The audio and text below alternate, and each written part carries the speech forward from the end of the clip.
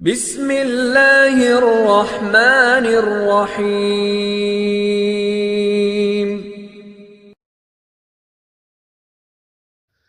السلام علیکم ورحمۃ اللہ وبرکاتہ۔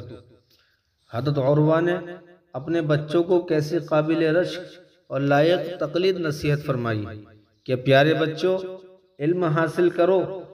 اگر آج لوگوں میں سب سے چھوٹے ہو تو کل علم کی برکت سے سب سے بڑے بن جاؤ گے۔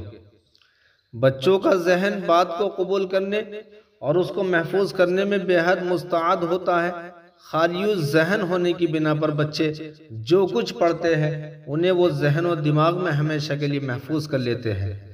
حضرت حسن بصری فرماتے ہیں کہ بچپن میں علم حاصل کرنا ایسا ہے کہ جیسے پتھر پر نقش کرنا، اور بڑھاپے میں علم حاصل کرنا ایسا ہے جیسے پانی میں نقش کرنا۔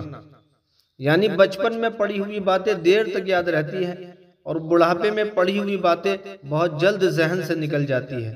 بچے کی دینی اور عصری دونوں تعلیمات کا اچھا انتظام کرے اور انہیں اچھا انسان بنانے کی ترغیب دے۔ رسول اللہ صلی اللہ علیہ وسلم نے فرمایا، کوئی باپ اپنی اولاد کو اچھی تربیت سے زیادہ اچھا تحفہ نہیں دے سکتا۔